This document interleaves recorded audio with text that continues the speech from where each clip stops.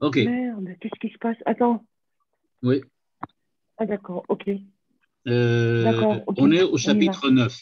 Alors aujourd'hui, je vais essayer de faire quelque chose d'un petit peu différent, c'est-à-dire que je Au vais chapitre au chapitre 9. 9. On est au chapitre 9. C'est-à-dire que je vais essayer maintenant dans le chapitre 9 de ne pas Ah, ça y lire est. le texte, tout le texte, mais de passer rapidement, entre guillemets, c'est-à-dire passer sur le texte sans le lire et de voir tous les thèmes importants qui apparaissent dans le chapitre 9 sans entrer dans tous les détails, pour qu'on puisse peut-être en une fois, voir si ça va marcher, peut-être on arrivera à le faire, à passer tout le chapitre, d'avoir comme ça donc une idée globale du chapitre 9 et des idées qui y sont abordées, et ensuite comme ça on pourra continuer plus ou moins dans l'ordre, quand c'est possible en tout cas. Voilà, alors donc de quoi parle le chapitre 9? Alors premièrement, le chapitre Tech 9 est un chapitre qui est consacré à la notion de galout, à la notion de galout. C'est un chapitre qui est consacré à la notion de galout, dans lequel le Maharal va aborder la notion de galout selon deux axes différents. Le premier axe va être d'expliciter qu'est-ce que c'est que la galoute, c'est-à-dire qu'il va essayer de définir, de définir, de définir qu'est-ce que c'est que la galoute, de donner une définition de ce que c'est que la galoute. Et dans la deuxième partie du chapitre, qui a un rapport avec la première aussi, mais on va voir comment il arrive à faire le lien, la relation, il va aborder la question de la Megillat Echa. Et ça va nous servir en fait d'une espèce d'introduction au chapitre 10, qui est un chapitre extrêmement important, dans lequel le chapitre 10 et le chapitre 11 en fait, qui est le chapitre 10 qui est très long, et le chapitre 11 qui est moins long, mais qui n'en est pas moins important, dans lequel le Maharal va aborder quelle est la relation dans le 10 et le 11, la relation particulière qui existe entre Dieu et Israël. C'est-à-dire que dans le 9, on va parler de la galoute, il va introduire la Megillat Echa. Par le biais de l'introduction de la Megillat Echa, il va arriver au chapitre 10 et 11, dans lequel il va exposer extrêmement longuement quelle est la nature de l'élection d'Israël.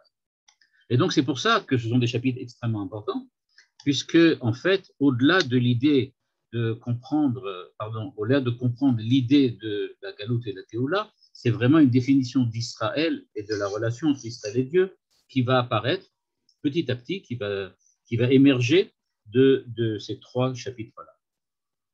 Donc, je vais commencer par le début du chapitre 2. Alors, je ne lis pas directement dedans, je ne lirai que des passages choisis. Alors, j'espère que vous avez, vous, le texte devant vous, parce que ça sera quand même plus facile. Et donc, le commencement du chapitre 9, donc je commence par l'idée de départ. Le Maharal apporte un texte de Rabbi Yochanan qui demande, en fait, pourquoi le mot Echa, Aleph, Yud, Kaf, E, apparaît trois fois au début des trois premiers chapitres de la Megillat Echa. Pourquoi? Et enfin, pourquoi il y a une autre, enfin, c'est pas exactement pas de suite, pas les trois premiers, c'est les deux premiers, ensuite après un autre. Mais il y a des chapitres, trois d'entre eux commencent par le mot Echa, et un chapitre qui commence Ani Agever. Et donc, c'est pour en arriver là que le Maharal va développer l'idée de la galoute. Donc, comprendre le mot Echa. Et la première chose que fait le Maharal, c'est de ramener un texte de Rabbi Yochanan qui dit que Echa, la gematria de Echa, c'est 36, en rapport et en relation, dit Rabbi Yochanan, avec les 36 averot sur lesquels on est chayav karet, c'est-à-dire dans lequel l'âme de l'homme est coupée de son lien qui ténu, qui existait entre l'âme et Dieu. Et donc, ce qui se passe, c'est que les enfants d'Israël, ayant transgressé 36 sortes de péchés et de fautes qui ont comme punition karet, c'est-à-dire cette coupure, donc puisqu'ils ont fait la avérote 36 formes, on va dire comme ça, de péché, ils ont donc été punis avec le mot echa, dont la gematria est 36. C'est ce que le Maharal amène au début. Ce que tire de là le Maharal, c'est la chose suivante. Il dit à un certain moment que les enfants d'Israël, en fait, ont transgressé la Torah sur des sujets et des thèmes qui étaient passibles de la peine de karet, de coupure. Et donc, pour lui, il existe une relation de nature entre leur faute et la punition qu'ils ont reçue. Ils n'ont pas été seulement karet, dans le sens que la lame a été coupée, mais l'âme de l'homme ou Israël a été coupé de son pays. Et donc, ils ont été punis de galout, d'exil. Et donc, cet exil qui les frappe, c'est en fait l'image, l'analogie de ce qui se passe au niveau de leur acte. Ils sont d'une part des hommes qui font des erreurs, des fautes redevables d'être coupés de Dieu, et bien donc, ils sont coupés de Dieu. Et il rajoute, Bishvil shenikretu Israël minaïka, shehu Hashem itbarach, alchou Israël bagola. Puisqu'ils se sont coupés de Dieu, parce que la punition de Karet, c'est en fait pas une punition dans le sens tu as fait A, alors je te punis de B. Mais là, la punition qui a atteint les enfants d'Israël, c'est en fait la conséquence inéluctable de ce qu'ils ont fait. Puisqu'ils ont fait un acte qui les a coupés de Dieu, alors ils sont coupés de Dieu. C'est la nature qui veut ça. C'est-à-dire qu'ils ont fait un acte qui les met en retrait de la relation qu'ils ont avec Dieu, et donc c'est pour cela qu'ils n'ont plus de relation avec Dieu. Donc ils sont en galout.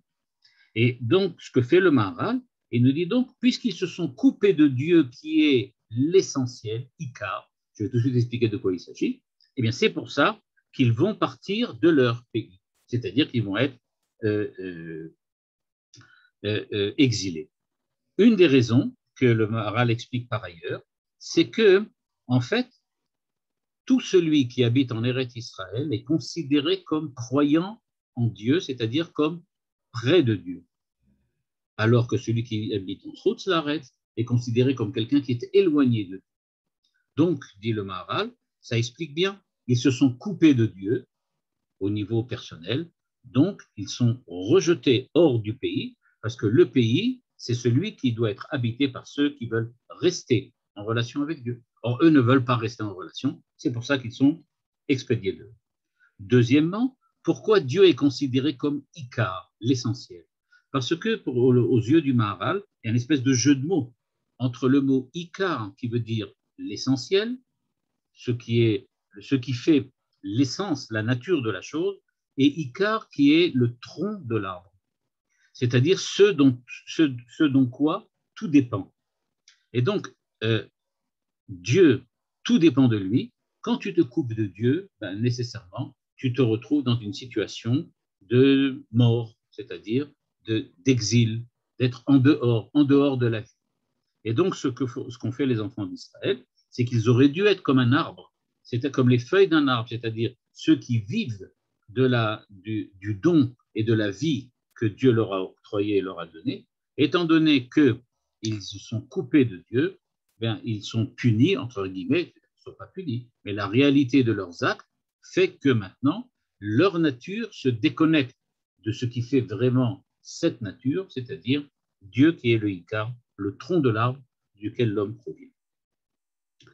Dans le texte suivant, le Maharal va développer encore cette idée. Excuse-moi, je vois une question. Parce que là, le fait d'être exilé de notre terre, ça a une dimension nationale. Mais en quoi ça nous sépare de Dieu? On peut être très proche de Dieu en galoute. Alors, c'est ce que j'ai expliqué tout à l'heure. Au niveau individuel, je veux dire. Au niveau individuel, très certainement. Mais il veut dire que même au niveau individuel, celui qui habite Chutz La'aretz, Kemi she'en lo Eloah. Ça ne veut pas dire qu'il n'a pas de Dieu, mais Kemi she'en lo Eloah. C'est-à-dire qu'il y a dans l'exil, en fait, la réalisation de cet éloignement que l'homme a pris vis-à-vis de Dieu.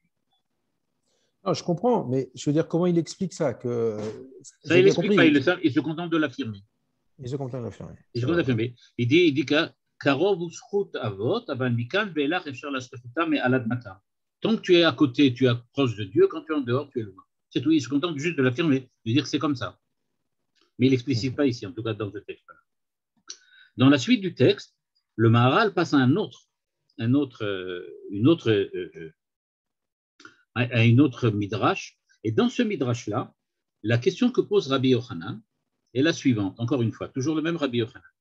Il demande, oui, mais attention, quand on regarde dans le Echa, dans la Megillat Echa, on voit que dans le Ani HaGever, on a les versets sont disposés selon l'ordre alphabétique. Or, il y a une inversion au milieu. La lettre P vient avant la lettre Aïn.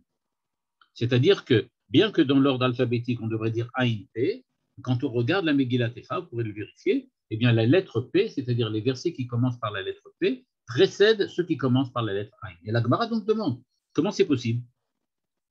Et la réponse de la Gemara est la suivante, de Rabbi Yochanan, Mipnei ameraglim sheigdimu pe la'ayn. Parce que les meraglim ont fait passer la bouche P avant la Aïn, avant l'œil. Okay. C'est-à-dire, dit le Maharal, qu'ils ont menti. Ils ont parlé en affirmant des choses qui étaient fausses. Et donc, il nous dit, il y a un autre verset qui dit là-bas, qu'à la suite de ça, les meraglim, évidemment, Otsiu diba ala haaretz, et donc, nikretu mina haaretz la lechet la gula. Et donc, ils n'ont jamais pu, en fait, ils vont mourir à l'extérieur du pays, et ils n'auront jamais l'occasion de rentrer dans le pays. Donc, d'après cette Gemara-là, encore une fois, le Maharal donc, arrive à la même conclusion que ce qu'il avait expliqué tout à l'heure, à savoir que quand tu dis du mal du pays, quand tu te coupes de Dieu comme les Meraglim, on voit que ce qui se passe, c'est qu'on est mis en dehors du pays, qu'on est exilé hors du pays. Et le Maharal, maintenant, va essayer d'expliciter un autre aspect de la galoute grâce à ce Midrash. Puisque le Midrash dit qu'il s'agit de faire précéder le langage, pas seulement le langage, mais la parole avant le regard, c'est-à-dire celui qui fait précéder la parole avant le regard, donc il affirme des choses qu'il n'a même pas vérifiées, donc il se trompe. Là-dessus, dit le Maharal, on voit bien que inyan ala shonara she'ose pirud ve'evdel ben ish lechavero alav ne'emar badad yashev gamken sheye nikrad ve'nigdal mishorsho kasher hu ose avdala. C'est-à-dire qu'il dit, regardez, il y a ceux qui ont fait du lachonara, metzora, le metzora. Donc, quand il prend la Torah, il dit le metzora, c'est donc quelqu'un qui fait du lachonara. Ce metzora qui fait du lachonara, eh bien, il est mis en dehors du camp. On retrouve encore une fois la même idée. Tu fais passer la bouche avant les yeux, c'était la raison pour laquelle les meraglim ont été punis. Tu fais passer la bouche avant les yeux, et donc tu vois que la punition, elle est que tu es mis en dehors, tu es exilé en dehors du camp. De là, il apprend, encore une fois, il se contente de l'affirmer. Donc, on voit bien, dit-il, que à partir du moment où tu vas à l'encontre de ce que Dieu demande, eh bien, tu te retrouves en exil, à l'extérieur, au dehors. Que ce soit par rapport à Dieu, que ce soit par rapport à l'homme, puisque le lachonara est évidemment en rapport avec l'homme. Donc, voilà, encore une fois, il nous l'a montré. Et il explique par la suite que celui qui fait précéder la bouche au regard, aux yeux, en fait, quel rapport ça a avec ce qu'il a expliqué au début, de savoir qu'on est en relation avec Dieu? Eh bien, c'est dans le 3e paragraphe qu'il va le faire, et il va nous expliquer. Je vous ai dit qu'il faut être en rapport avec Dieu, parce que celui qui se coupe de Dieu, ben, il est coupé de son pays. Il nous a ensuite dit, il y a un 2e midrash qui nous dit que celui qui fait passer la parole avant le regard, eh bien, lui aussi, il est coupé de son pays. Maintenant, il reste à expliquer en quoi le fait de parler mal, ça veut dire se couper de Dieu. C'est donc ça qu'il va expliquer dans le 3e volet de son commentaire. Et il nous dit donc la chose suivante. Il dit « A'ain ou a'atrala ». Le regard, c'est cela qui est le principe de la parole. C'est-à-dire, en principe, quelqu'un ne parle que s'il a vu, soit par une vue de l'esprit, soit par une vue physique avec les yeux. Mais le regard, c'est-à-dire le fait de voir les choses, c'est-à-dire de les comprendre, de les saisir, eh bien c'est ça qui fait que tu aies ensuite quelque chose à dire. C'est ça qui fait que tu puisses parler. Eh bien, il nous dit-il, puisque c'est comme cela, ça veut donc dire que le regard doit être le principe de début, ce par quoi tout commence, ce qu'il appelle ici Athala. Et ensuite, il nous dit, eh bien, ce qui se passe, si quelqu'un voit, c'est-à-dire donne de l'importance à l'œil, c'est-à-dire au principe du regard, à la vision, avant la bouche, alors ce qu'il dit va suivre, va expliciter ce qu'il a vu. Or, ce qu'il a vu, c'est nécessairement, parce que la vue, c'est quelque chose de spirituel, c'est nécessairement lié à une conception de l'esprit. Et puisque c'est lié à une conception de l'esprit, à ce moment-là, on comprend que les paroles qui vont suivre cette conception de l'esprit vont en fait, si on remonte jusqu'à la source de l'esprit, se retrouver en rapport, en relation avec Dieu lui-même. C'est-à-dire, l'esprit, parce qu'il est ce qu'il est, il est nécessairement en relation, il est nécessairement dans l'espace de relation qui existe entre l'homme et Dieu. Pour le Maharal, ce qu'il appelle Sechel, ce que nous on appelle quelquefois Neshama, mais pour le Maharal, quand il parle de Sechel ou de Neshama, il veut dire que, en fait, au niveau de l'idée, c'est-à-dire au niveau de l'idée, encore une fois, de l'idée vraie, c'est-à-dire de l'idée qui est évidente, on dirait presque, pour rester dans le monde de la philosophie, une idée cartésienne, avec l'évidence cartésienne. Il y a des choses qui sont évidentes, je pense, donc je suis. C'est évident. Il n'y a pas besoin d'expliciter, il n'y a pas besoin de prouver, c'est une évidence. Eh bien, de la même manière, nous dit le Maharal, quand il y a des idées qui sont comme ça évidentes et qui relèvent de la vérité, ces idées-là, elles sont quelque chose qui font partie de l'espace de relation que l'homme a avec son Créateur. Eh bien, ces idées qui le relient à Dieu, il dit donc la phrase suivante, Adam davek basirli le gamre, quand il en est au niveau du regard, de la conception, et donc il est relié à Dieu. Donc celui qui commence par l'œil, c'est-à-dire qui se met en relation avec Dieu, en donnant à sa vie un sens qui se fonde sur le principe même de l'esprit, qui est la relation avec Dieu, donc cet homme-là, évidemment, ne sera jamais exilé de sa terre, parce qu'il est toujours en relation, ce qu'il nous avait expliqué au début du chapitre.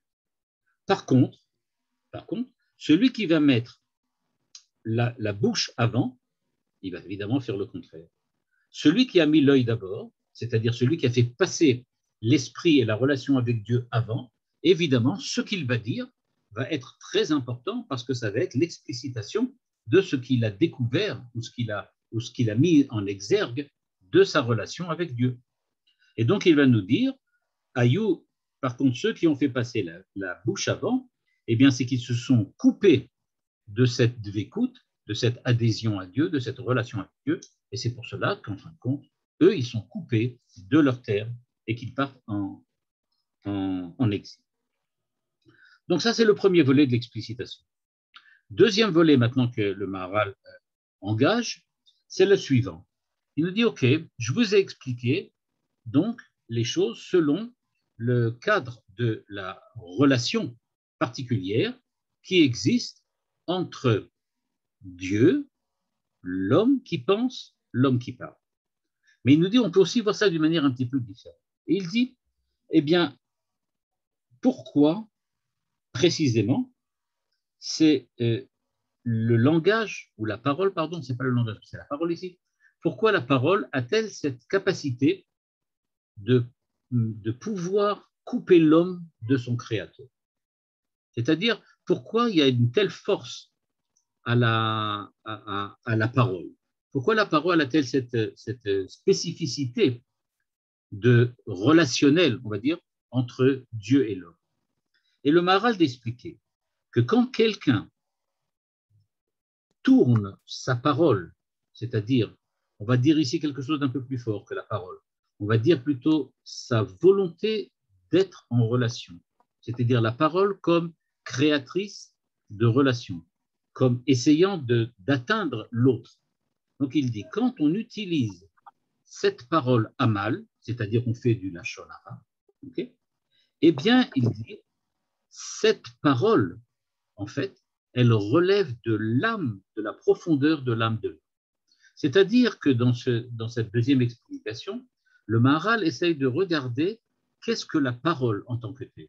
Et il découvre en fait que la parole, c'est véritablement l'âme de l'homme, parce que on sait que Rashi et le Targum Onkelos disent que l'homme, c'est Ruach Memalela, un esprit qui parle. Et donc la parole, c'est l'explicitation de la relation particulière de l'esprit avec Dieu. Donc cette nature de la parole fait que si tu l'utilises à mal, alors ce que tu vas faire, eh bien l'âme se déconnecte de sa véritable nature. Elle perd sa véritable nature, et sa véritable nature, c'est la relation avec le Créateur. Et donc il nous dit, d'un côté, l'œil voit, saisit les choses telles qu'elles sont. Il y a donc vraiment une évidence. Le Maharal utilise un terme qui, a priori, n'est pas celui de l'évidence, mais je crois qu'on peut l'interpréter de cette manière-là. Il dit « A'ain ro'e animtsa lefanav ». L'œil voit ce qui se trouve devant lui. Mais il dit l'existant qui est devant lui, c'est-à-dire les choses telles qu'elles sont. Il y a une évidence, une réalité, une vérité. Tout ça, ça va ensemble. Le kacha'in d'avec el ametziut va d'avoir sheura kilun nitzaklal. Et donc, l'œil qui devait précéder la parole était donc un œil qui fixait la réalité. À la suite de ça, la parole pouvait expliciter cette réalité qui était devant soi. Mais quand tu fais précéder la parole à l'œil, alors tu n'as aucune réalité, aucune nature sur laquelle tu peux t'appuyer pour pouvoir parler vraiment. Et donc, en fait, tu parles à partir du néant, à partir de ce qui n'existe pas. En gros, pas seulement en gros, mais en détail plutôt même. Qu'est-ce que veut dire donc le Maharal? Il veut nous dire que la réalité fondamentale des choses, c'est ce qu'il appelle ici la Torah, la mitzvah, c'est-à-dire le monde quand il est perçu dans le cadre de la Torah et de la mitzvah, c'est-à-dire dans le cadre de la volonté de Dieu. En gros, la réalité des choses, c'est-à-dire leur véracité, le fait qu'elles sont vraiment véridiques, c'est quand je les replace à l'intérieur du monde divin. À partir de ce moment-là, j'ai véritablement devant moi quelque chose qui existe. Ça doit être le travail du regard, de l'œil, c'est-à-dire pas seulement l'œil physique, mais aussi le regard et la perception intellectuelle. Et donc, nous dit le Maharal, c'est à partir de ce regard, c'est-à-dire à partir de la création de choses, de réalités, qu'il y a un sens à parler. Quand tu parles, mais que tu n'as rien vu, ça veut dire en fait que tu n'as rien à dire. Et donc, tu parles sur du néant, tu parles sur du vide, tu ne parles sur rien. C'est pour cela que tu es complètement déconnecté de la réalité, d'où l'exil. L'exil, c'est comme se déconnecter de sa réalité. Je voudrais rappeler un texte qui est un texte très intéressant aussi, mettre en parallèle avec le Maharal, dont je ne vous le citerai pas, mais je vous dis juste ce qui est écrit, dans le Rav Soloveitchik, dans Isha Emuna, il dit clairement que la réalité des choses, c'est la définition de la halacha sur ces choses-là. C'est-à-dire, si je veux savoir qu'est-ce que c'est que la réalité du bois, c'est de servir à faire le star de la soukha. C'est ça la réalité. C'est-à-dire, il ne faut pas voir le bois d'après sa couleur, d'après sa taille ou d'après sa forme, mais d'après ce que la halacha et la Torah en fait. Parce que notre monde, c'est le monde de la halacha dans le sens, toujours je parle au nom du Rav Soloveitchik, dans le sens où ce qui fait le sens véridique des choses, ce n'est pas ce qu'elles sont au regard ou ce qu'elles sont à la science, mais ce qu'elles sont au niveau de la volonté divine. Et donc c'est un peu cela ce que nous dit ici le Maharal, quand il dit que la perception des choses, c'est le nimtza lefanav. Il revient encore sur cette phrase et il dit la chose suivante, je vais quand même le lire parce que là c'est important, il dit « Ha'ain ro'a animtza lefanav ». Donc, Aïn davek el ametziut. Donc, tu revois ce qui est devant toi. Et donc, Aïn davek adhère el ametziut avec la réalité des choses, avec les choses telles qu'elles sont. Mais il continue. Si jamais tu fais passer la bouche avant, Arshav, qu'est-ce qui va se passer? Apé, shelo yedaber adam, rak ma sheu shayach le'aïn, pour que la bouche ne parle que de ce que l'œil voit vraiment, ou à Metsiout, c'est-à-dire le réel véridique, à savoir à Torah et à Mitzvah. Et donc, on voit bien que pour le Maharal, la définition du réel tel qu'on le saisit dans le monde, ce n'est pas du tout ce que la science en dit, ou la poésie, ou je ne sais quoi, ou la peinture, mais c'est le réel dans le sens de ce que la Torah en dit. Au fond, la science, la poésie, l'art disent ce que sont les choses d'après le regard particulier et spécifique qu'elles ont choisi d'adopter. Et c'est cela ce que le fait le Maharal au niveau de la Torah. La Torah définit ce que sont les choses. Et c'est donc ça que j'ai vu. Et c'est pour ça que si je parle de ce que les choses sont vraiment. Par contre, dit-il, si quelqu'un fait passer la parole, c'est-à-dire l'expression avant la conception, Medabri en lo metziut klal velachen yichetu min metziut. Et donc c'est pour ça, dit-il, que celui qui effectivement fait passer la bouche avant le regard, c'est-à-dire l'expression de la chose avant la nature, l'essence même de la chose, eh bien en fait, il se coupe du réel, il se coupe de ce qui est véridique et véritable, et c'est donc pour ça qu'il a perdu toute réalité, de la même façon qu'un peuple exilé perd toute sa réalité de peuple. Il devient un ensemble peut-être d'individus. Mais en tant que peuple, c'est-à-dire celui qui a une présence géopolitique, il a perdu sa réalité. C'est donc pour ça, nous dit-il, qu'on a fait passer le P avant le Aïn, parce que ça doit être, c'est pour bien indiquer quelle faute ils ont fait, les enfants d'Israël. Les enfants d'Israël ont fait cette erreur-là, cette faute de faire passer l'expression avant le regard, c'est-à-dire l'expression avant le concept. Encore à la suite de ça, continue le Maharal. Et maintenant, il va expliquer, qu'est-ce que c'est que les 36? Pourquoi il y a 36?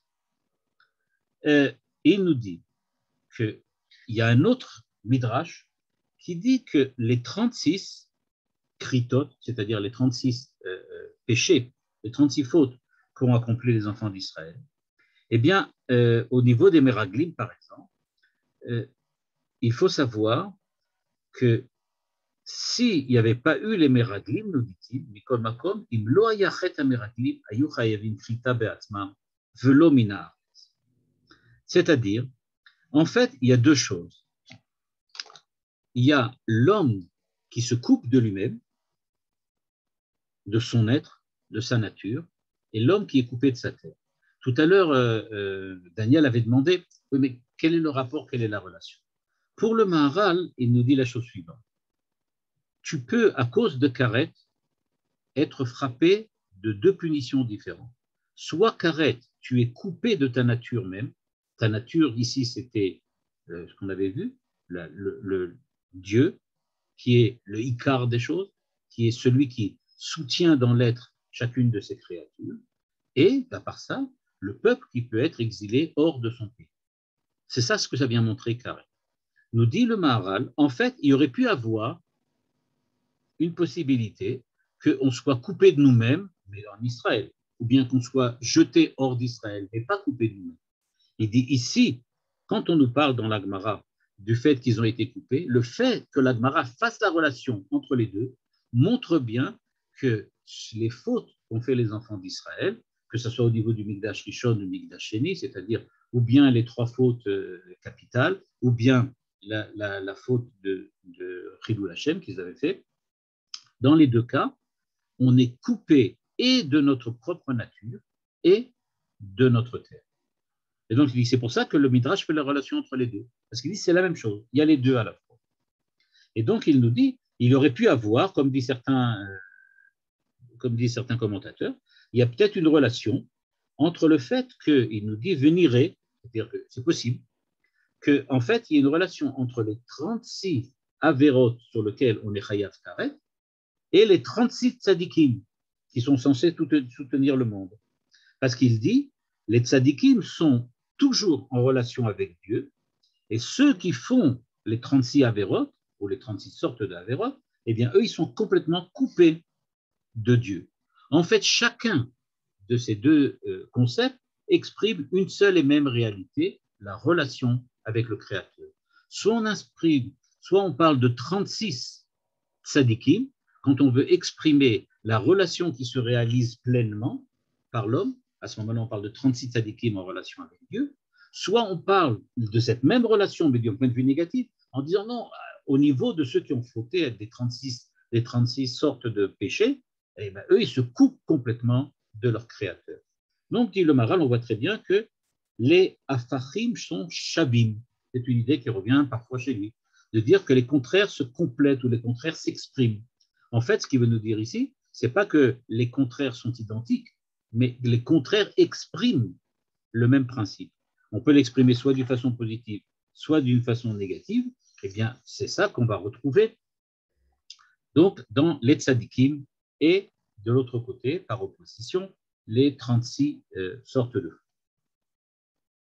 Enfin, le Maharal aborde maintenant, encore une fois, le mot Echa, mais d'un autre point de vue. Au lieu de parler de la gematria, c'est-à-dire 36, on a vu les 36 fautes, les 36 tzadikim, on a vu l'explication aussi de pourquoi il y a une relation entre Echa, c'est-à-dire le fait d'être exilé et le fait d'être coupé de sa propre nature. Tout ça, on l'a vu maintenant. Maintenant, il l'aborde avec un autre midrash, encore une fois. C'est toujours la manière dont le Maharal travaille, à savoir qu'à chaque fois, il ramène d'autres midrashim qu'il rajoute et qui lui donne, encore une fois, une explicitation de ce qu'il a déjà vu. Et dans ce cadre-là, il aborde donc le thème des lettres qui forment le mot Echa. Parce qu'il y a un midrash qui dit Echa, c'est formé de 4 lettres, le Aleph dont la valeur numérique est 1, Yud 10, Kaf 20 et He 5. Et donc, en jouant sur ces 5 valeurs numériques, le Midrash dit la chose suivante. Dit que ceux qui vont entendre le mot Echa, c'est parce qu'ils ont remis en cause l'existence même de Aleph, Dieu, Yechido Shel Olam, Kaf, la Mila, qui a été donnée après 20 générations, après la création du monde, elle a été donnée à Abraham, donc 20 générations, parce qu'on dit qu'il y a 10 générations jusqu'au déluge, 10 encore de Noach à Abraham, donc ça fait 20 générations. Donc ça fait allusion aux 20 générations qui vont depuis Adam Arishon jusqu'à Abraham, et donc c'est le Kaf de Echa. Ensuite, Yud, c'est évidemment les 10 commandements, et He, les 5 livres de la Torah. C'est ce que dit le Midrash. Et donc, nous dit le Maharal, en fait, ce Midrash, qui parle des lettres du mot Echa, revient sur la même idée exactement que ce qu'on a vu jusqu'à présent. Parce que ce qui veut dire qu'ils ont remis en cause, c'est-à-dire le terme utilisé en hébreu, c'est kafrou, ils ont fait kfira, c'est-à-dire que c'était une hérésie. Ils ont donc exprimé une hérésie concernant Dieu, c'est-à-dire, nous dit le Maharal, eh bien, ça veut dire qu'ils se sont coupés de Dieu. Et à part ça, qu'est-ce qu'ils ont fait encore? Ils ont aussi rejeté, on va dire comme ça, ils se sont révoltés contre, pas seulement Dieu, mais contre l'essence même de ceux qui doivent recevoir l'alliance de Dieu, ceux qui doivent être en relation avec Dieu. Ça, c'est la Mila. Et enfin, les 10 commandements et les 5 livres de la Torah, ça représente ce qui fait la relation avec Dieu. C'est-à-dire qu'il nous dit, dans le mot Echa, il y a 3 aspects. Il y a la présence de Dieu, il y a la présence d'Israël, et il y a la présence de ce qui fait la relation entre les deux, entre Israël et Dieu. Ça se trouve dans le mot Echa. Le Aleph, c'est Dieu. Le Kaf, c'est la Brit Mila, c'est ceux qui ont fait tout, qui ont fait ce qu'il fallait pour être le récipiendaire de la donation, du don, du chesed de Akadosh Baruch Hu. Et qu'est-ce que Dieu a donné, c'est-à-dire comment Dieu a-t-il créé une relation avec l'homme par l'intermédiaire de la Torah, qui est à la fois les 10 commandements que Dieu a donnés, c'est-à-dire l'ordre qui vient du ciel, et les 5 livres de la Torah qui comportent toutes les mitzvot que les hommes doivent accomplir pour être véritablement dignes et mériter ce que la Torah veut leur apporter. Donc, on voit bien que, dit le Maharal, qu'il y a dans ce schéma du Midrash, donc, qui explicite les lettres du mot Echa par leur valeur numérique, on voit bien qu'il y a la recherche de créer ou de symboliser ou d'expliciter le schéma, donc, qui explicite cette relation dont on a parlé dans la première partie du chapitre. À savoir, il existe quelque chose qui lie l'âme de l'homme avec Dieu. Mais ce n'est pas de la mystique. On ne parle pas ici de quelqu'un qui s'élève vers Dieu et qui s'en va tout seul. On parle ici de Dieu qui est en relation avec un certain homme qui a fait ce qu'il faut, la Brit Mila, et cette relation, elle est créée par l'intermédiaire de la Torah, qui elle-même comporte les 10 commandements et les 5 livres de la Torah. Et donc, il nous dit, c'est pour ça que dans cette relation tripartite, on va dire de cette manière-là, elle n'est pas vraiment tripartite, mais plutôt dans un triptyque, hein, on va dire c'est un triptyque de la relation, eh bien, il y a le côté de Dieu, le côté de l'homme, et ce qui fait la relation entre les deux. Quelque chose qui revient très souvent chez le Maharal, quand il dit qu'il y a toujours les deux extrêmes et le centre, le milieu, le juste milieu qui fait la liaison entre les deux extrêmes. C'est pour ça, nous dit-il, que la Torah en tant que telle, elle est la relation. C'est-à-dire, il ne faut pas comprendre la Torah, et c'est extrêmement important parce que ça nous donne ici, en tout cas, une définition de la Torah. La Torah, ce n'est pas simplement un livre qu'on étudie, ce n'est pas un texte qu'on médite, mais c'est quelque chose, un texte, évidemment, une idée, évidemment, mais qu'on doit vivre, parce que c'est lui qui est la relation que l'on va avoir avec le Créateur. Cette relation, ce n'est pas aussi simple que ça en a l'air. Ce n'est pas simplement « je suis avec Dieu », mais c'est quand j'étudie la Torah de Dieu que je suis avec Dieu. Parce qu'elle est, cette Torah-là, cette relation-là. Et elle n'existe que quand l'homme l'étudie. Le Baal HaTanya qu'on avait vu disait que la Torah, elle, à la fois, elle englobe l'homme, et de l'autre sens, l'homme englobe la Torah. Quand l'homme étudie la Torah, alors c'est lui qui englobe la Torah, c'est lui qui la saisit, c'est lui qui la comprend, c'est son esprit qui on peut dire comme ça, qui arrive à complètement l'absorber. Mais d'un autre côté, au moment où lui, il absorbe la Torah, il est absorbé par la Torah, parce qu'il ne fait rien d'autre que cela. Et donc cette concentration qu'il a dans l'étude de la Torah, c'est effectivement ce qui fait cette double, on va dire ce double mouvement de la Torah, qui est à la fois en l'homme et hors de l'homme, en Dieu et hors de Dieu. Et il nous dit donc dans le passage, à Torah atzma hi abrit. C'est ça l'alliance entre Dieu et l'homme. C'est la Torah. Qui a Torah ou chibour les Israël. C'est ça l'idée. Donc c'est ça qui fait le lien. Et évidemment les 10 commandements. Parce que il dit chaque chose, comme j'expliquais tout à l'heure, c'est en fait un triptyque, de telle manière qu'il y a à la fois un d'un côté, un de l'autre, et ce qui fait la relation entre les deux. Et donc il nous dit, Israël, c'est ceux qui se sont préparés à la Torah par l'intermédiaire de la Brit Mila, et donc c'est eux qui sont véritablement les récipiendaires de cette alliance que Dieu veut créer, et c'est donc pour ça que c'est à eux que va incomber la responsabilité de faire ce qu'il faut pour que la Torah soit, on va dire comme ça, le mode d'existence de l'homme juif, de l'homme d'Israël, sa véritable réalité. Ensuite, donc, on a maintenant commencé, donc maintenant on a compris qu'est-ce que c'est que la relation, on a compris pourquoi cette relation elle est fondamentale et pourquoi elle est essentielle. Une fois qu'on a compris qu'elle est essentielle, on a compris son rapport avec l'exil, parce qu'on avait vu tout à l'heure.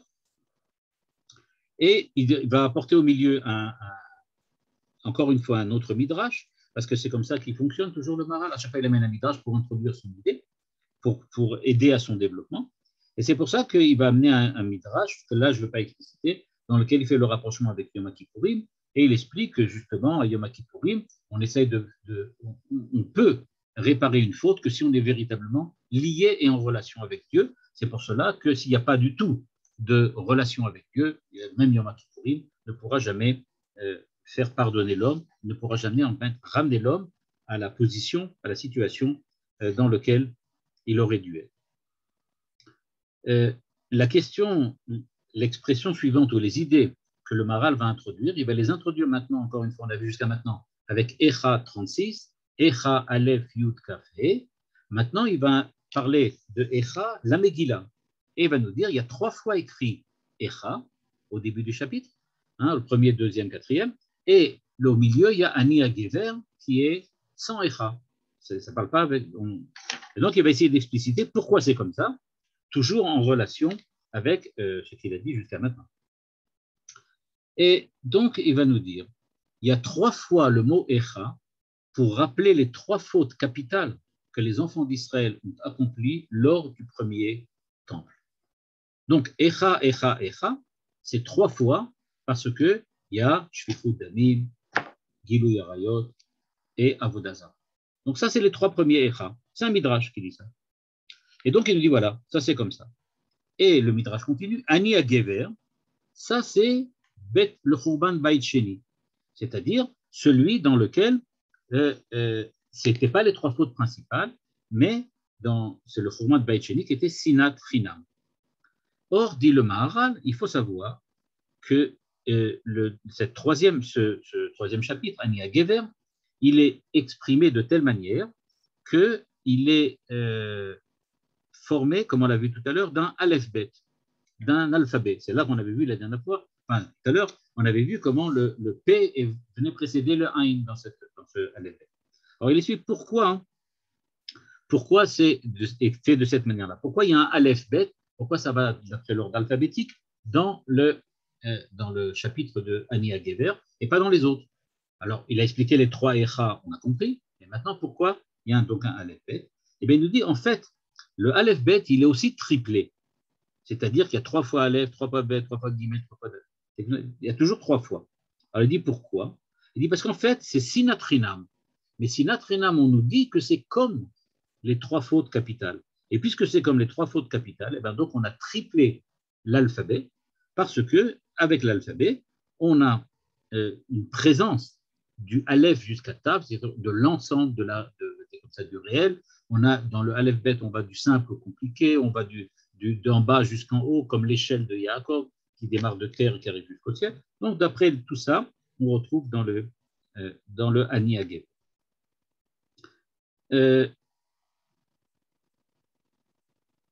La suite du chapitre, et là, on va s'arrêter là plus ou moins maintenant. Ce qui se passe par la suite, on est à peu près au milieu maintenant. Dans ce chapitre, il va aborder un deuxième thème différent. Et le thème qu'il va essayer d'aborder, c'est le terme du Bechi, du pleur de Dieu. Il va expliquer que la Gemara, le Midrash, dit que Dieu a pleuré 3 fois, et donc il va évidemment dire que c'est en rapport avec les 3 fautes, etc. Mais ce qui va intéresser ici le Maharal, c'est que, en fait, je lis son résumé avant cette deuxième partie du chapitre, il dit Sefer Kinot, Yasad Irmeya al-Khurban Bayit Rishon, Khurban Bayit Sheni, Ve'al Asher Galu Min Haaretz. Il y a donc 3 fautes, on ne va pas dire 3 fautes, mais 3 situations qui sont exprimées dans ce texte, le texte de la Megillah de Echa, c'est la destruction du premier temple, du second temple et l'exil. Donc, il dit c'est les 3 punitions, entre guillemets, ou les 3 conséquences de ce que les enfants d'Israël ont fait. Ben, c'est pour cela que ça apparaît de cette manière-là. Donc, Echa, Echa, Echa, 3 fois pour le Bayit Rishon. Ensuite, il a expliqué que Ani Hagever, ça va être par Sinat Chinam, dans lequel il y a 3 fois l'alphabet, et puisque Sinat Chinam est l'équivalent des 3 autres fautes. Et pourquoi l'alphabet, on va le voir un petit peu plus tard. Et il dit enfin, il existe encore à la fin un autre petit paragraphe qui s'appelle Zechor Hashem Ma'yalanu, c'est vers la fin, tout à fait la fin du texte. Et donc, il dit ça parle de l'exil. Donc, pour résumer, on a compris donc dans ce chapitre, comme j'ai dit, qu'il a commencé par parler de la galoute. Qu'est-ce que c'est que la galoute? Donc, on voit que les Juifs s'est coupés de Dieu, coupés de la coupé de sa réalité personnelle, de sa réalité, on va dire comme ça, intime, ou bien être coupé de Dieu, ou bien être exilé. Tout ça, c'est la même chose. Et il arrive maintenant à ce qu'il va appeler les pleurs. Pourquoi? Parce qu'on dit qu'il y a donc 3 échas. Il va expliquer que c'est en parallèle avec les 3 pleurs que Dieu a pleuré. Et c'est ce qu'il va expliquer dans la deuxième partie du chapitre, à savoir qu'est-ce qui s'est passé au niveau de Dieu et comment ça s'est reflété au niveau de l'homme. Et c'est ça qu'il va aborder dans ce chapitre, sur lequel, une fois qu'il aura terminé ça, c'est-à-dire qu'il aura explicité comment Dieu, de son côté, et les enfants d'Israël vont vivre, entre guillemets, la faute des enfants d'Israël, il va expliquer que bien que les enfants d'Israël sont coupés de Dieu, dans le chapitre 10 et chapitre 11, il va expliquer qu'il existe toujours un lien profond entre Israël et Dieu.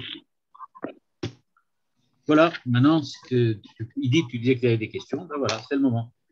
Non, je ne les ai pas préparées pour ce soir. Ben, c'est pas grave, non, mais si tu veux, je parle sur ce que j'attendais le vote. C'est ce que j'ai dit maintenant. Ah, d'accord, pardon. J'ai pas de questions, c'était limpide. Et quelqu'un qui a des questions?